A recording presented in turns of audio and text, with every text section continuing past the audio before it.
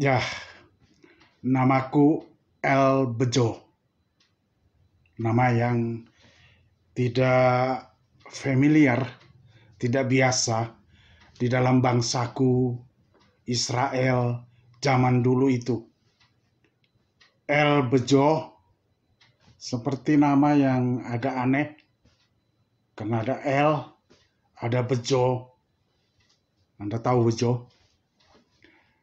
Tetapi daripada no name, NN, atau anonim, kan lebih baik pakai nama El Bejo. Nama yang keren tapi sedikit lucu, sedikit aneh, sedikit berbau-bau apa itu dari Jawa sana. Tapi tak apa-apa, El Bejo. Nah, saya ini sebenarnya manusia masa lalu. Saya tumbuh besar di sebuah kerajaan yang baru waktu itu. Kerajaan Israel. Waktu itu rajanya Saul. Orangnya tinggi besar, gede. Dia diberkati Tuhan, diurapi Tuhan, tetapi tiba-tiba menjadi bongak gitu, sombong, merasa hebat, sehingga urapan itu, kekuatan itu, penyertaan itu ditarik dari dia. Dan sebenarnya kerajaan itu pun sudah ditarik dari dia, tapi belum nyata. Nah, saya El Bejo termasuk penjahat pada masa itu, sehingga saya dikejar-kejar oleh Raja Saul. Dan ketika itu juga Daud, manusia gembala itu, Daud bin Isai dari kota Bethlehem, sedang dikejar-kejar oleh Saul karena dia takut kalau orang muda yang kemerah-merahan, yang mengalahkan banyak musuh, akan merebut kekuasaan dari dia. Jadi dia dikejar-kejar untuk dibunuh. Dan dia lari dari hadapan Saul, mengembara di padang gurun, di hutan-hutan, di tanah Israel sana. Dulu tanah Israel itu banyak hutannya, tetapi karena ditebangi, akhirnya jadi gundul. Nah, sekarang kan mulai dihijaukan kembali. Dan tanah Israel sekarang mulai kelihatan hijau. Nah, padang gurun sebenarnya bisa dihijaukan.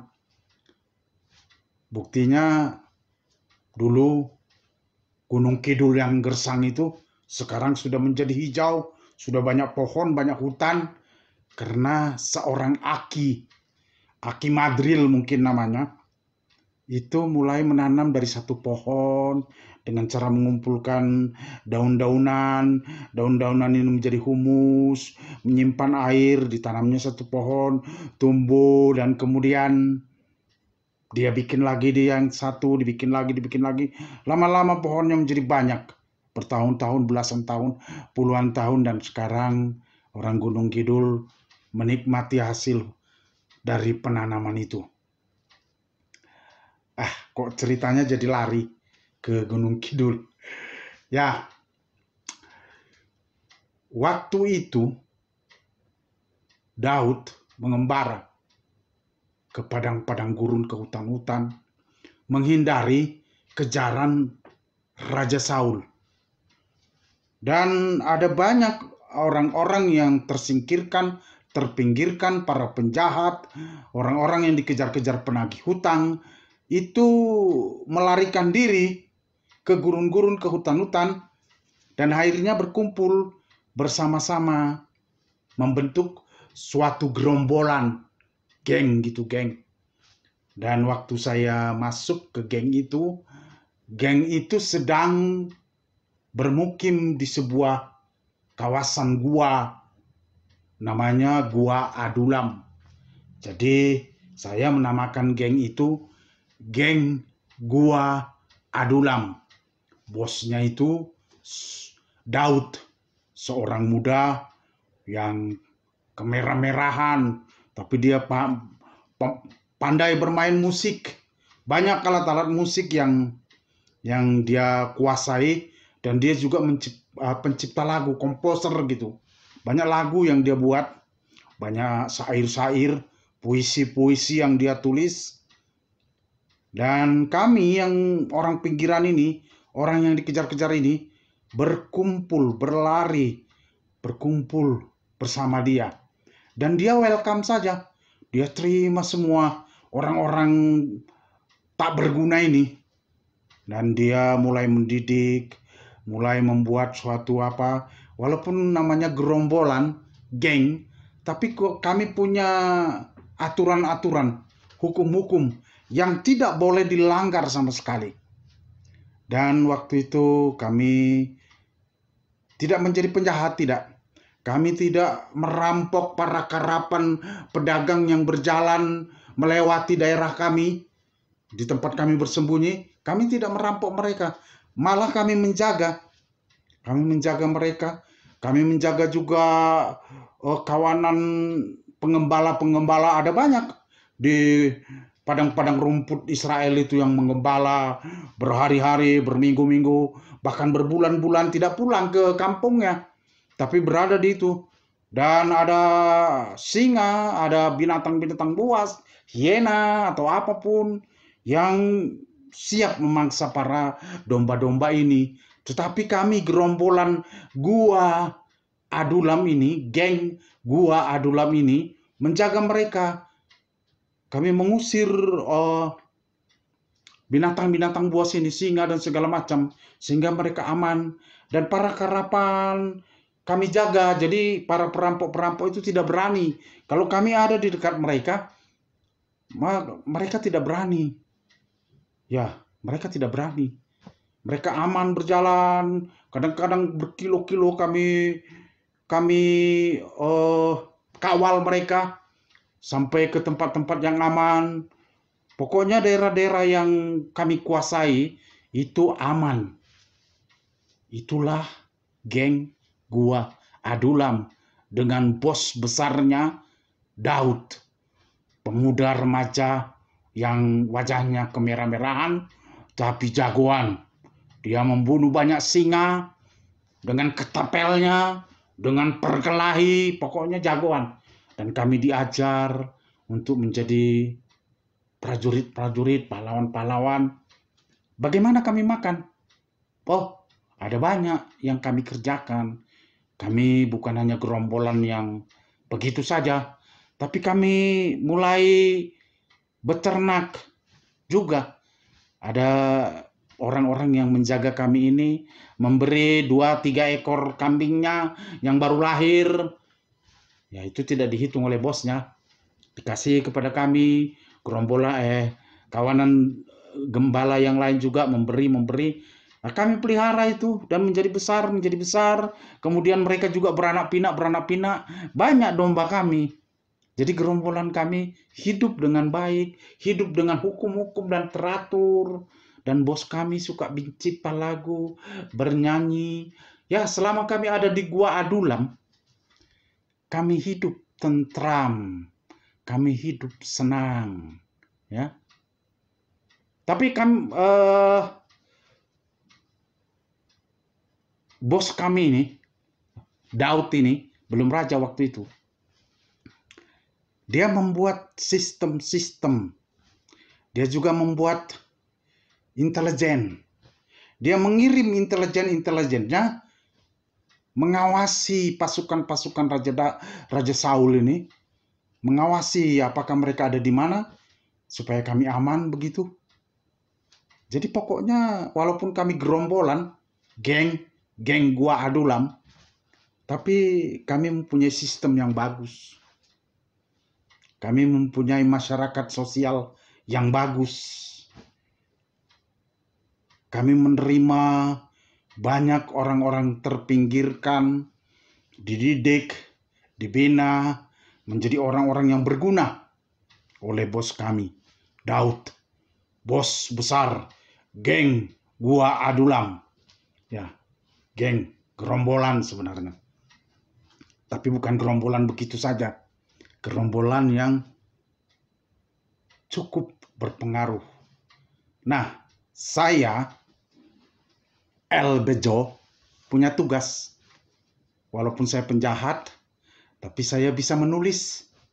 Saya menulis semua catatan-catatan, lagu-lagunya, apanya. Kami punya catatan harian. Kami berjalan dari satu tempat kami catat. Semuanya teratur.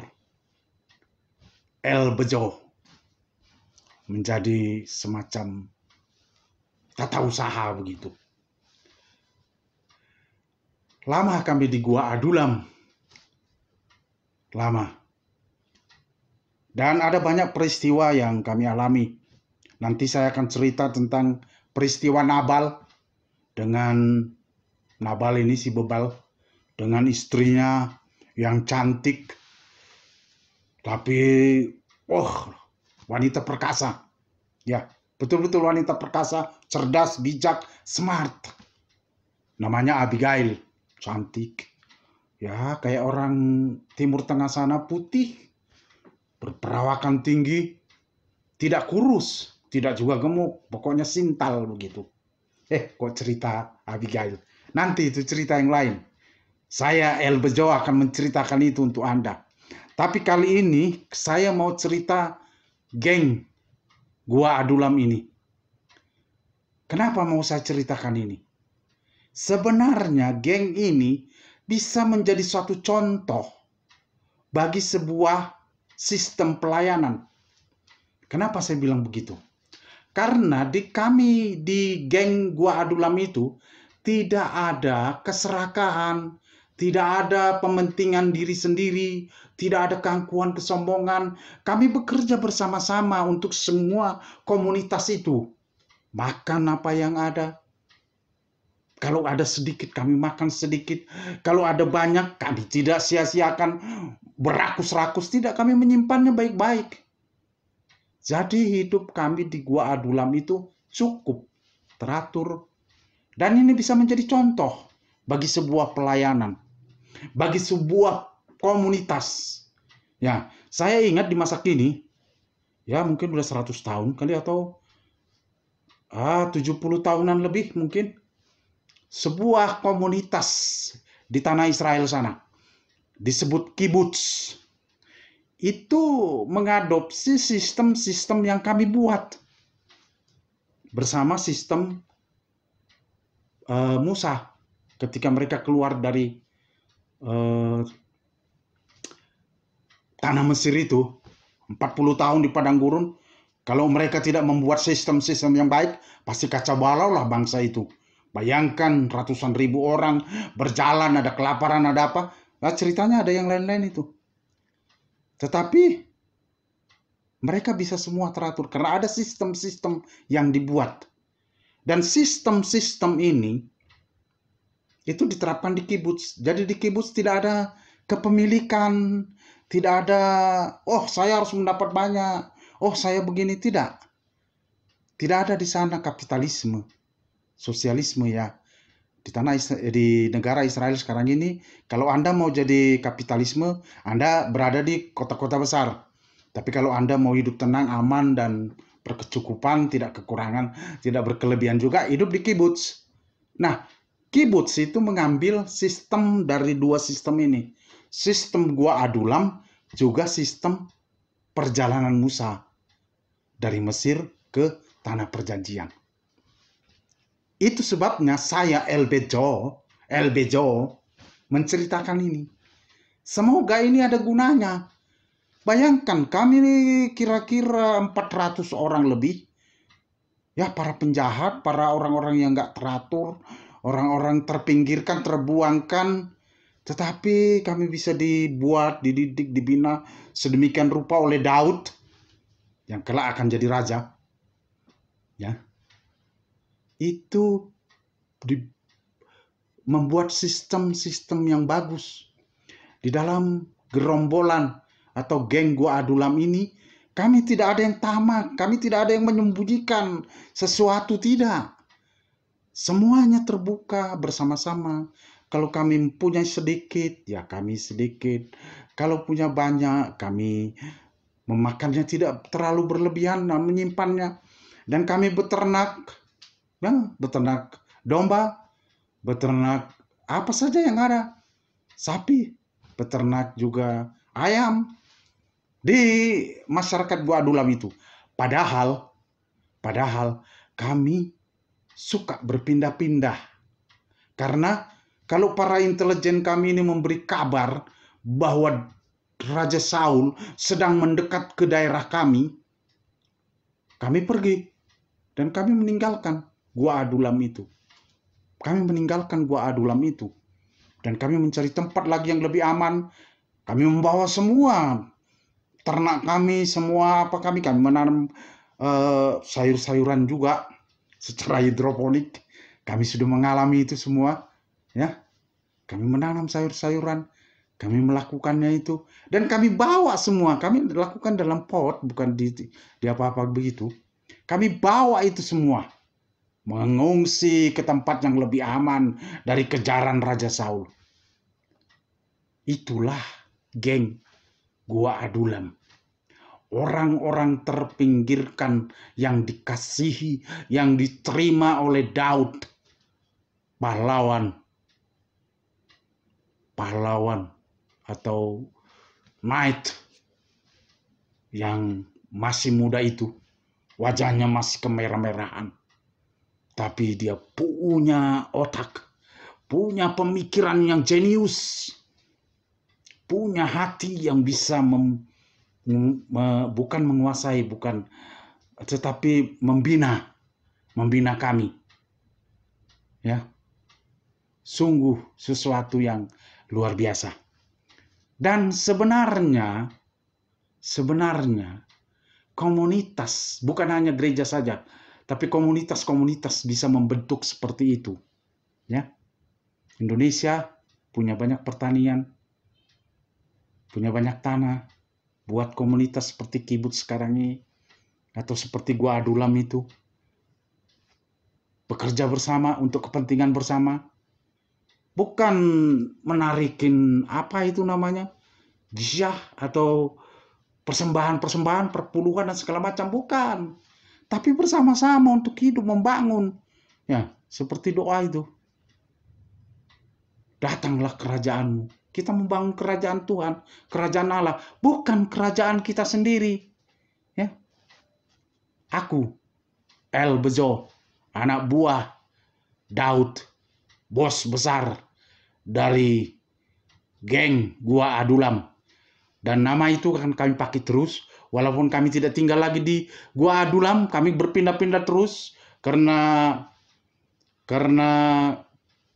Raja Saul ini terus mengejar kami kemana-mana, ingin membunuh Daud karena dia cemburu, benci, tidak senang kepada Daud karena dia takut kekuasaannya direbut oleh Daud.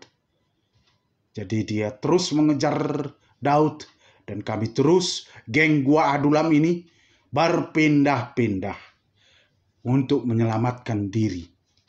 Itu cerita tentang geng Gua Adulam yang kami waktu itu berkumpul di sekitaran Gua Adulam di tanah Israel sana.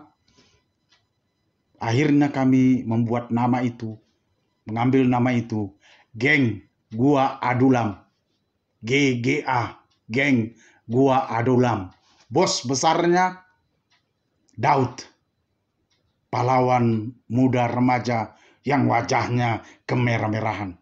Dan saya El Bejo, hanya salah satu anak buahnya saja yang suka mencatat semua cerita-cerita yang kami alami di dalam petualangan kami melarikan diri dari kejaran Raja Saul. Dan akan ada banyak cerita-cerita nanti. Saya, El Bejo, akan menceritakannya untuk Anda. Maka tetaplah subscribe channel ini dan ikuti terus cerita-cerita El Bejo dan cerita-cerita yang lainnya. Ada banyak cerita yang akan diceritakan oleh si tukang channel ini. Saya El Bejo mengundurkan diri. Semoga berguna, semoga bermanfaat, dan hidup Anda diberkati dengan damai sejahtera, dengan sukacita, dan dengan kebahagiaan.